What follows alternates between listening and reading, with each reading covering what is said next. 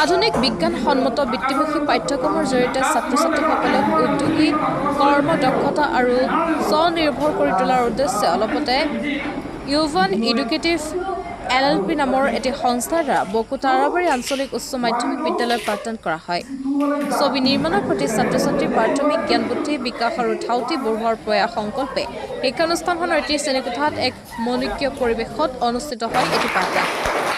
NSQF সমগ্ৰ শিক্ষা অভিযান অসমৰ নেতৃত্বত এনেদৰে ৰাজ্যৰ শিক্ষানুষ্ঠানে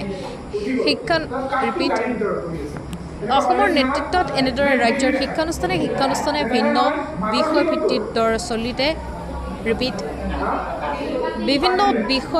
দৰে চলিত শিক্ষাবৰ্ষতো তাৰাবাৰী আঞ্চলিক হাইস্কুলত গেষ্ট লেকচাৰ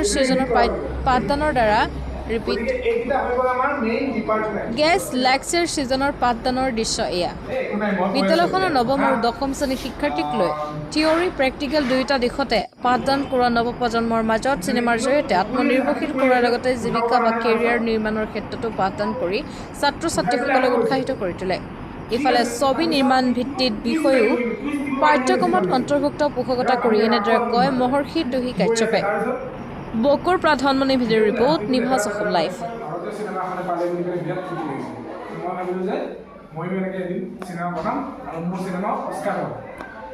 ইমান সহজ কথা নহয় এতিয়ালৈকে পাৰা নাই, কিন্তু মোৰ চিনেমাখনে যোৱা বছৰ অস্কাৰলৈকে এণ্ট্ৰি কৰিলে। মানে অস্কাৰৰ যিটো পুৰস্কাৰ তাতে মানে আমাৰ চিনেমাখন তেওঁলোকে গ্ৰহণ কৰিলে আৰু তেওঁলোকে সেইখন অসমৰ প্ৰথম চুটি ছবি। ৰীমা দাসৰ চিনেমা জানানে তোমালোকে? ৰীমা দাসৰ চিনেমাৰ পিছত আমাৰ চিনেমাখনে অস্কাৰ ল'লে। গতিকে এইটো এটা ভাল লগা কথা আমাৰ কাৰণে। কিন্তু মই যেতিয়া চিনেমা প্ৰথম আৰম্ভ কৰিছিলোঁ তেতিয়া আমাৰ ওচৰত তেনেকৈ একো নাছিল, মই কোনো শিকাও নাছিলোঁ, বেছি ইমান মানে মানুহকো চিনি নাপাইছিলোঁ। কিন্তু আমাৰ হাতত কি আছিলে? মোবাইল ফোন আছিলে। তোমালোকৰ তাততো আছে, তোমালোকে এইখিনি বনাই থাকা নে? কোনে কোনে বনাই হাত দেখাচোন? চব ছোৱালীকেইজনী লাগিব। ল'ৰা কোনোবা বনোৱানে?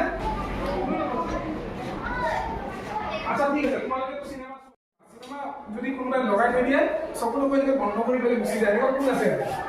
এতিয়াও নোচোৱা চিনেমা? বঢ়িয়া, কিয় বা? কিয় বেয়া পোৱা চিনেমা?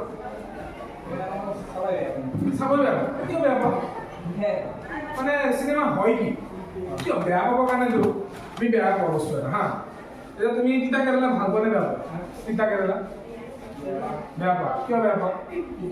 তিতাৰ কাৰণে। চিনেমা কিয় বেয়া পোৱা? চিনেমাটো কিবা এটা কাৰণত বেয়া পাব লাগিব। কিয় বেয়া পোৱা?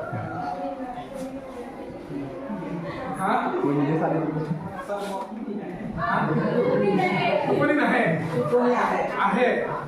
টোপনি অহাটো বেয়া কথা নেকি?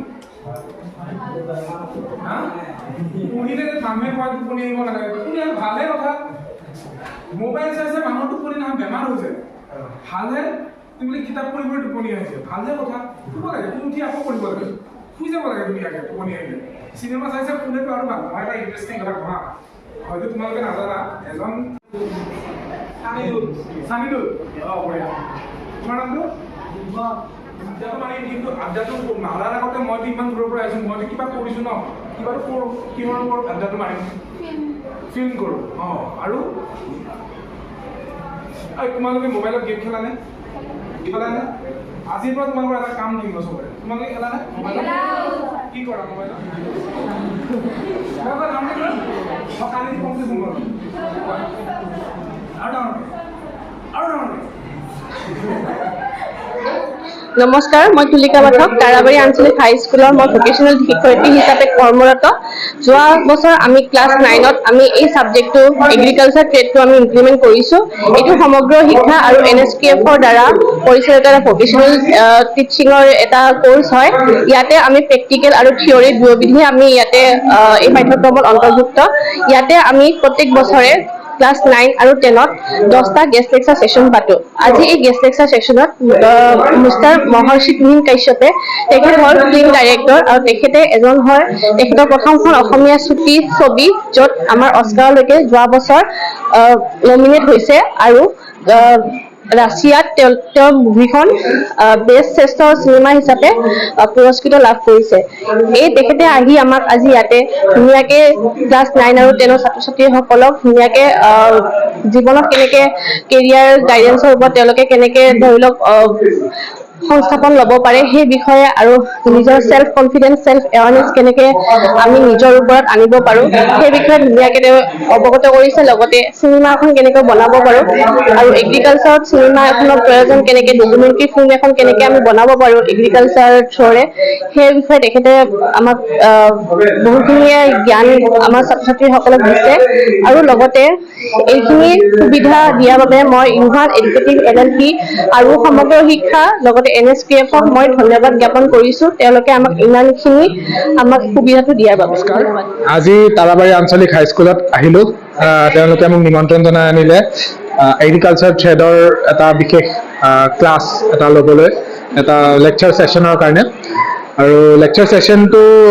মূলতে চিনেমাৰ ওপৰত মই কৰিলো এটা খুব ভাল অভিজ্ঞতা মোৰ কাৰণে হ'ল ল'ৰা ছোৱালীখিনিও খুব ভাল পাইছে যেন লাগিছে সেইটো বাৰু পিছলৈ গম পোৱা যাব সিহঁতৰ আগ্ৰহ বা সেইবোৰ ধাউতি দেখি পেলাই মই ভাবো যে চিনেমা এটা এনেকুৱা বিষয় যিটোৰ ওপৰত সাধাৰণতে আমাৰ পাঠ্যক্ৰমত কেতিয়াও শিকোৱা নহয় আৰু আজিৰ দিনত ভিডিঅ' চিনেমা এইবোৰৰ এটা বহুত অৱদান আছে আমাৰ সোসাইটিত বুলিও যদি কওঁ আমাৰ নৱপ্ৰজন্মই জানাটো খুব দৰকাৰ বুলি ভাবো কিন্তু এইটো শিকোৱা নহয় গতিকে এনেকুৱা ধৰণৰ এটা অনুষ্ঠানৰ জৰিয়তে বহুত বেছি শিকাব নোৱাৰিলেও অন্ততঃ তেওঁলোকৰ ধাউতি এটা আনিব পাৰি নেকি তাৰ প্ৰতি তেওঁলোকৰ ইণ্টাৰেষ্ট এটা জেনেৰেট কৰিব পাৰি নেকি তাৰ এটা প্ৰচেষ্টা কৰা হ'ল আৰু মই ভাবো মোক যিহেতু ইউভান এডুকেটিভ LLP তেওঁলোকে ইয়াতে নিমন্ত্ৰণ জনালে তেওঁলোকৰ যিটো ইনিচিয়েটিভ NSQF-ৰ আণ্ডাৰত সমগ্ৰ শিক্ষা অসমৰ জৰিয়তে যিটো ইনিচিয়েটিভ তেওঁলোকে লৈছে এইটো মই ভাবো যে এটা খুব জৰুৰী এটা পাঠ্যক্ৰমৰটো অংশই হ'ব লাগে বুলি মই ভাবো চিনেমা বনোৱা বা যেনেকৈ আমি নাটকক আমি এটা খুব প্ৰাধান্য দিব দৰকাৰ আছে যিটো আমাৰ জ্ঞান নহয় হ'লেও নাটক অন্ততঃ কিছুমান স্কুলত কিছুমান প্ৰকাৰে কৰা হয় আজিকালি যিহেতু চিনেমা বা ডিজিটেল মিডিয়ামটো ইমান বেছি উপলব্ধ হৈছে সকলোৰে হাতে হাতে মোবাইল সকলোৰে ঘৰে ঘৰে মোবাইল সকলোৰে অনবৰতে ৰিল চাই থাকে ভিডিঅ' চাই থাকে গতিকে মই ভাবো যে সেইটো এটা তেওঁলোকক পাঠ্যক্ৰম এটা দিয়াটো খুব জৰুৰী আৰু বহুত যদি আমি তেওঁলোকক ভালদৰে এটা সঠিক ৰাস্তাৰে আমি তেওঁলোকক পথ এটা যদি দেখুৱাব পাৰো তেনেহ'লে সেইটোৰ আমি বহুত কিবা কিবি তেওঁলোকৰ পৰা আশা কৰিব পাৰো